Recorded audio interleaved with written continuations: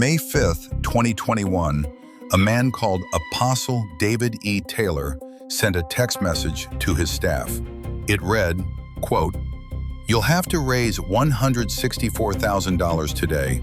Each hour you fall behind, consequences will start. We will mess with the food." That text message is now exhibit evidence in a federal indictment. Since 2014, prosecutors allege this man extracted approximately $50 million from followers. And for years, no one was required by law to account for a single cent of it.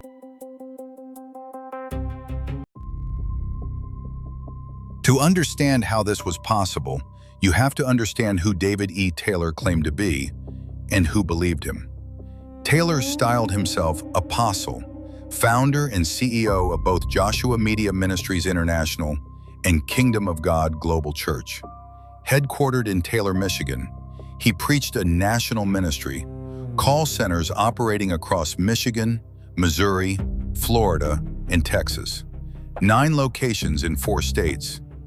His romantic circle included Grammy-nominated gospel recording artist Vicki Yohe. Their relationship lasted from 2017 to 2018. In 2022, the church purchased a 28,000 square foot estate in Tampa's Avila neighborhood. The price? $8.3 million. The seller was Darcy Glazer Kasowitz, co-owner of the Tampa Bay Buccaneers. This was not a fringe operation. In Houston, the church acquired a 67-room former Comfort Suites hotel, rebranded the JMMI campus for Harvest, ringed by a locked fence with armed guards. Taylor's public brand was built on one specific claim, that he had direct, face-to-face encounters with Jesus Christ, that God had personally given him the keys to the kingdom on earth. The federal grand jury indictment put it plainly, quote, "Taylor calls himself Apostle and Jesus' best friend. He claims he has had multiple face-to-face encounters with God. But behind that spiritual brand was a machine. And to understand the machine, you have to understand the theology that powered it."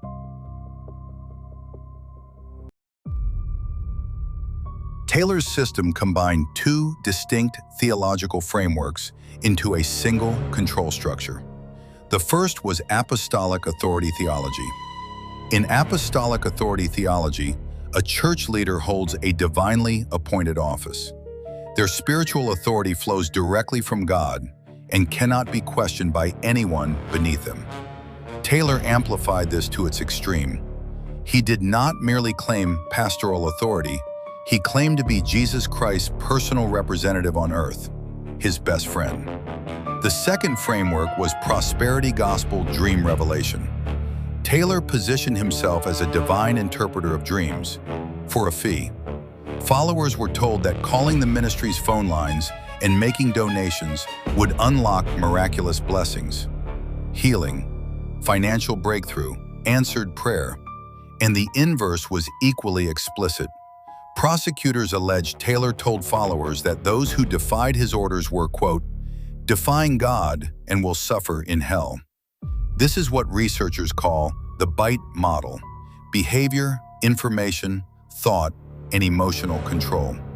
A framework identified by cult experts to describe high control group dynamics. Behavior control, workers' movements, sleep schedules, and food access were dictated by Taylor's text messages. Information control, leaving the ministry meant losing your community, your housing, your spiritual standing. Thought control, Taylor's personal encounters with Jesus made his interpretations unchallengeable. To doubt him was to doubt God. Emotional control, shortfalls in fundraising quotas were not framed as business failures. They were spiritual failures, punishable by God's wrath, here and in eternity. The chain of command operationalized all of this into a 3-tier enforcement structure, with Taylor at the top as the unchallengeable apostle, Michelle Brannon as his executive enforcer, and Kathleen Klein as regional authority. Michelle Brannon was Taylor's hand-picked executive director, the person his text messages named when he ordered punishments administered. Kathleen Klein called prophetess within the church, was added as a third defendant in a superseding indictment in February 2026. She allegedly sent text messages assigning victims to heavy labor and threatening to put people out on the streets. Each tier provided cover for the tier above. If a worker complained, they faced not one authority, but three, and all three claimed divine sanction.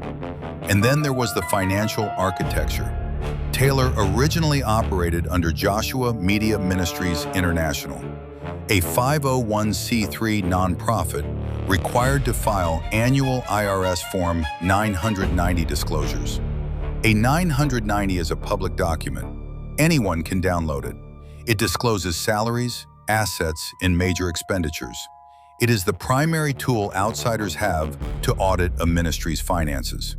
At some point, Taylor restructured. Kingdom of God Global Church was organized as a church, not a nonprofit.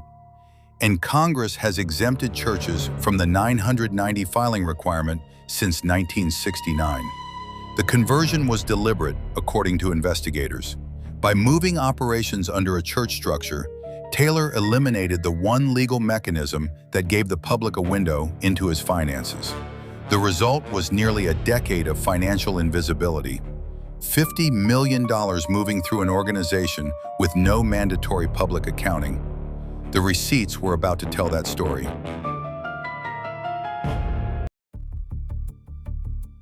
On July 23, 2025, a federal grand jury in the Eastern District of Michigan returned a 10-count indictment against David E. Taylor and Michelle Brannon.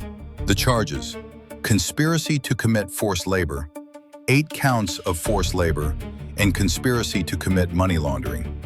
Both have pleaded not guilty. The DOJ press release on August 27, 2025 stated it plainly. Quote, "In total, Taylor received approximately $50 million in donations since 2014. That money flowed through 9 call centers across 4 states, 1 in Taylor, Michigan, 3 in Chesterfield, Missouri, 1 in Eureka, Missouri, 1 in Wildwood, 1 in Ocala, 1 in Tampa, 1 in Houston. Workers in those centers, who prosecutors allege received no wages, were expected to solicit donations by phone around the clock. The product being sold: dream interpretation and miracle prayer. The indictment describes daily donation quotas. When workers fell short, the consequences were documented in Taylor's own text messages.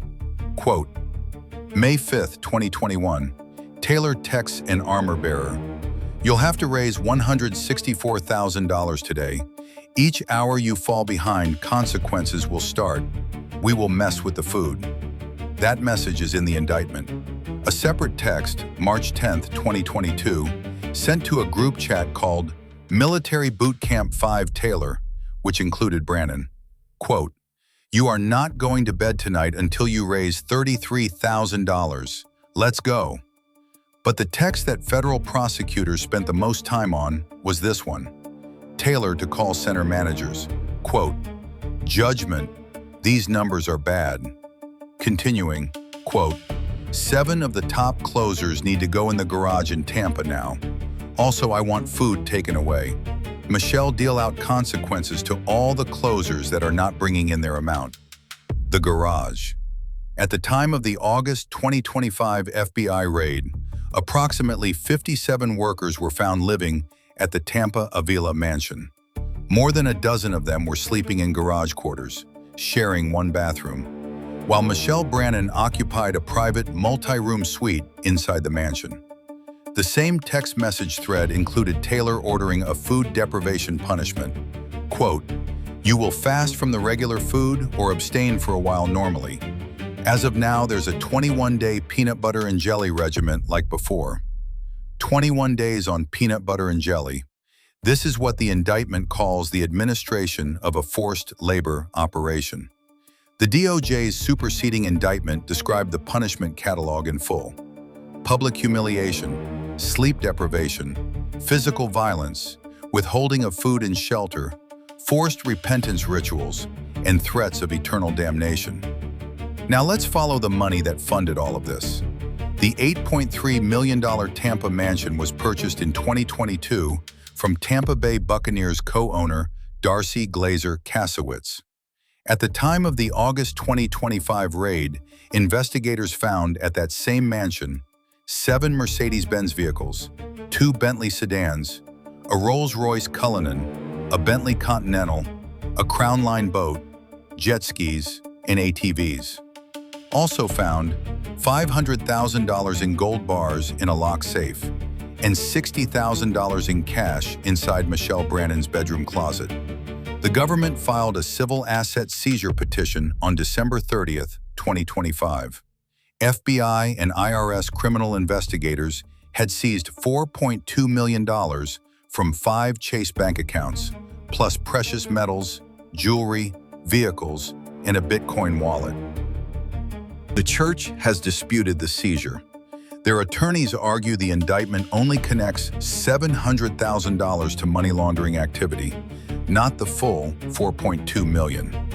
Now look at Taylor's own reported compensation. Trinity Foundation obtained JMMI's 2013 W-2. It showed Taylor's salary as $27,479. But the same JMMI Form 990 for that year reported $119,916 in compensation. And bank records showed $5,000 biweekly payments. None of these numbers matched.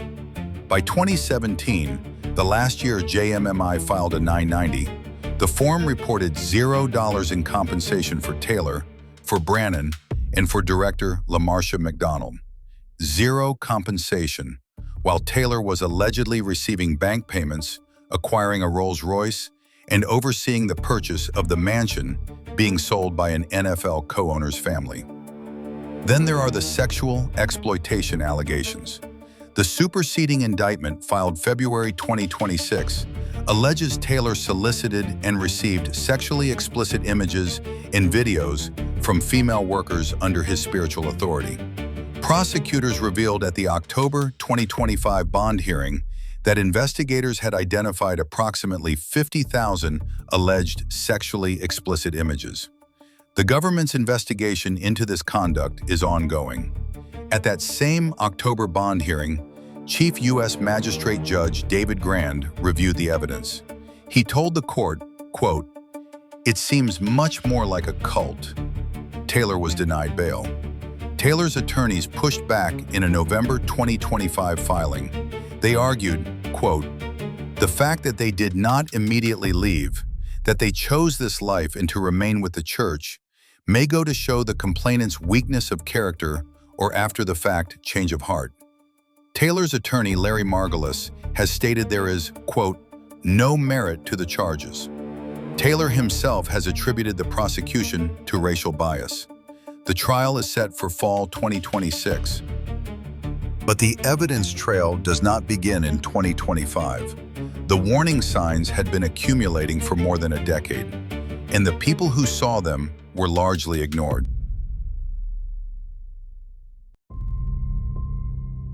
David Taylor's ministry history begins with a pattern.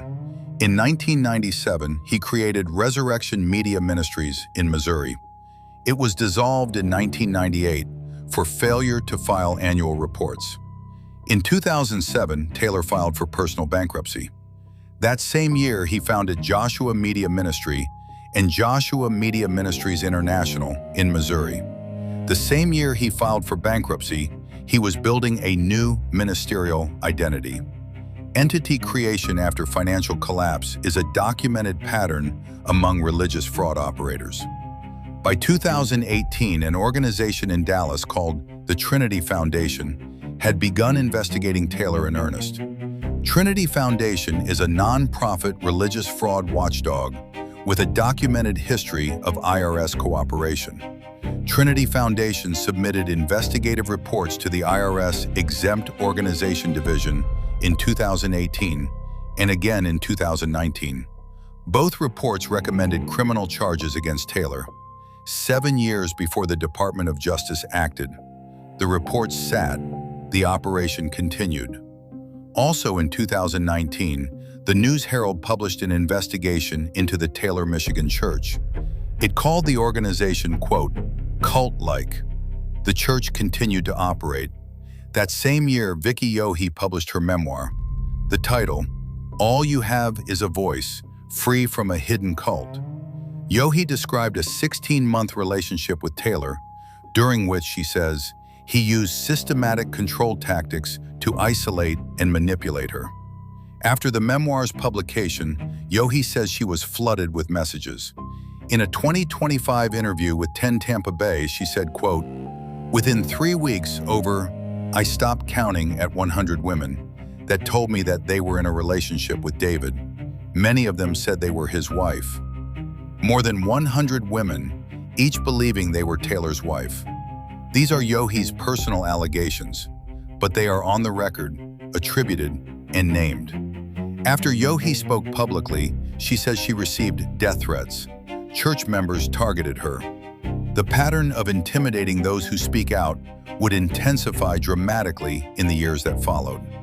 Meanwhile, the financial cracks were also visible, if anyone was looking.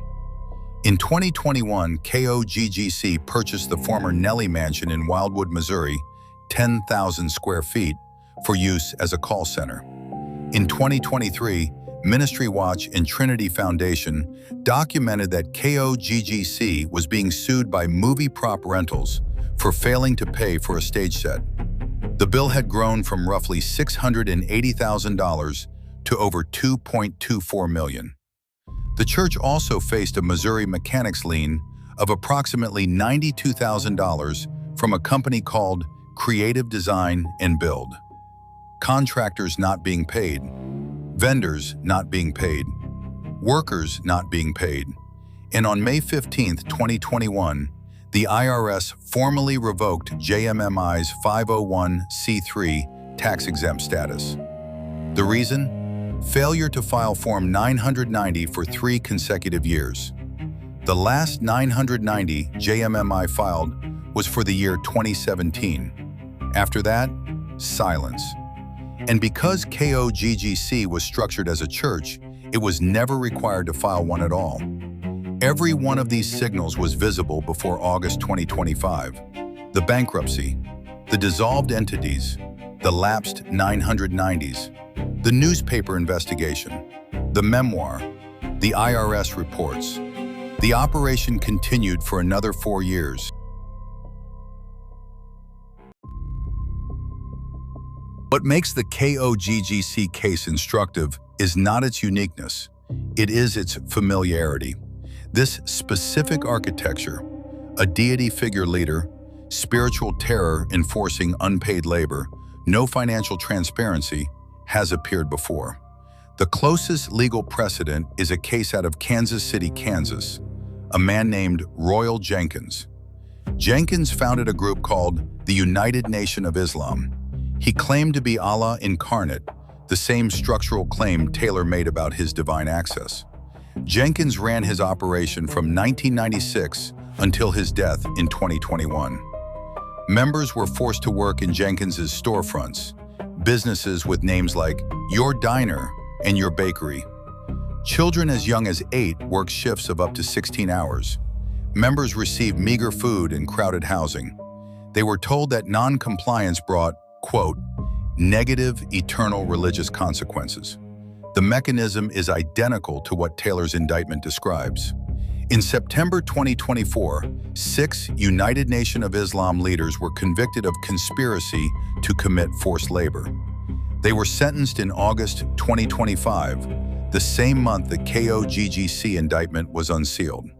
The shared mechanism across both cases, a single individual who claimed divine identity, workers whose non-compliance was framed as eternal sin, geographic isolation enforced by spiritual threat. The second parallel is more recent. In Brooklyn, New York, Nicole Daydone and Rachel Cherwitz ran a company called One Taste. In 2025, Daydone and Cherwitz were convicted of forced labor. Prosecutors in that case documented the exact same catalog of coercive tools: indoctrination, isolation, manipulation, monitoring, public shaming, financial harm. The KOGGC indictment uses the same language, the same tactics, the same legal framework. This is not coincidence. It is a documented playbook. The third pattern is structural rather than behavioral. It concerns the church versus nonprofit distinction and the financial invisibility it creates. The Roy's Report and Trinity Foundation have both documented a broader trend. Televangelists and ministry organizations restructuring from nonprofits into churches, specifically to eliminate Form 990 public disclosure requirements. Congress exempted churches from the 990 requirement in 1969. That exemption was written for established denominations with long histories of public accountability. It was not written for this. Taylor's conversion of JMMI to KOGGC followed this exact playbook. JMMI, a nonprofit, filed 990's public record. KOGGC, a church, no 990 required, no public record. The money kept moving, the public saw nothing. The result of all three patterns, the divine authority control, the forced labor mechanics, the financial opacity, was the operation that the FBI shut down on August 27, 2025. On that morning, federal agents executed coordinated raids in 4 states simultaneously: Taylor, Michigan, Houston, Texas, Tampa, Florida, and the St. Louis area of Missouri. Taylor himself was not at any of his properties. He was arrested in Durham, North Carolina. 17 people were removed from the Houston hotel property. In Tampa, Brannon was taken into custody at the Avila mansion, where $60,000 in cash and $500,000 in gold bars were waiting in adjacent rooms. Now let's talk about what happened next, because what happened next tells you a great deal about how deeply this operation had shaped the people inside it.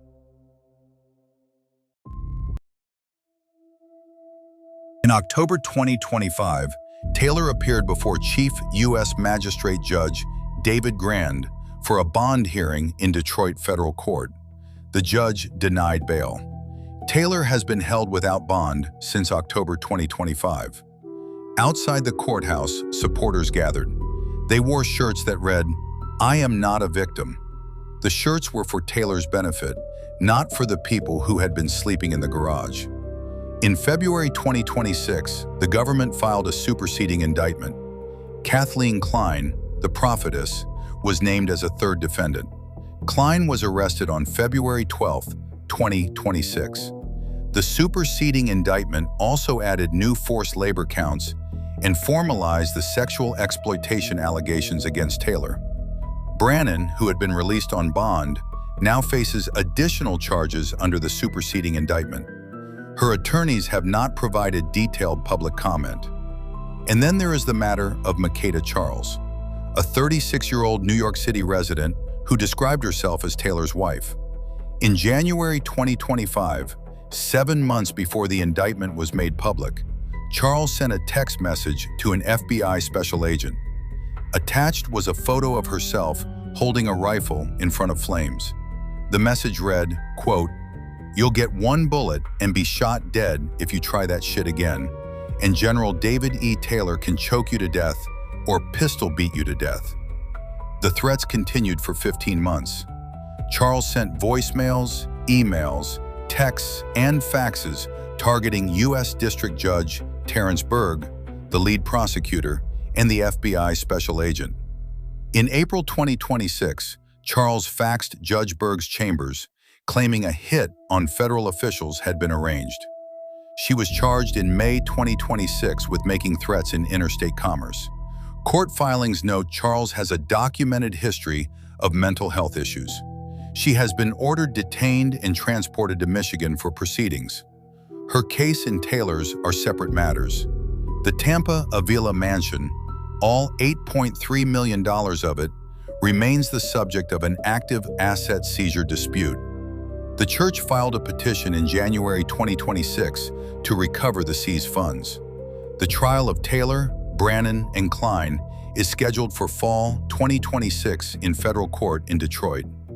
All 3 have pleaded not guilty. The call centers are closed.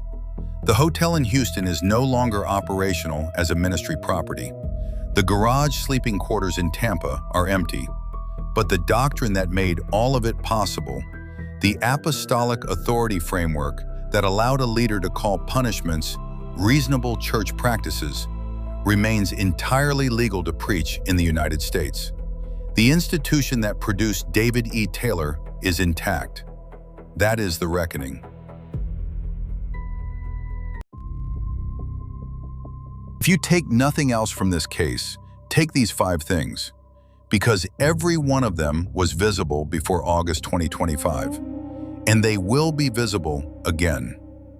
First, the divine authority exit blocker. When a leader claims a direct, exclusive pipeline to God and frames leaving or disagreeing as defying God or inviting divine punishment, that is not theology. That is a control mechanism. Legitimate faith traditions do not threaten damnation for missing a fundraising quota. Second, unpaid or undercompensated ministry work with restricted movement. If followers are expected to live on site, work long hours soliciting donations, are not free to leave without permission, and receive housing or food that can be withdrawn as punishment, that is forced labor. Third, financial opacity hidden behind church status. If a ministry restructures from a nonprofit, which must file a public IRS Form 990, into a church, ask why. That question has a documented answer. Fourth, leader lifestyle versus worker conditions. $500,000 in gold bars, 7 Mercedes, 2 Bentleys, a Rolls Royce, 12 workers in a garage sharing 1 bathroom. When a leader's personal wealth is visibly derived from the uncompensated labor of followers, the contrast itself is the evidence. Fifth, intimidation of critics and outsiders. Vicky Yohe published a memoir. She received death threats. A follower sent a rifle photo to an FBI agent. Supporters stood outside a courthouse wearing shirts saying, "I am not a victim." High control groups routinely weaponize remaining members against anyone who speaks out. Loyalty to the leader is enforced through social and sometimes physical threat. That is not faith, that is coercion. David E. Taylor built a $50 million operation on the promise that his voice was God's voice, that disobedience was damnation, that the dream you most needed interpreted was the one he alone could read.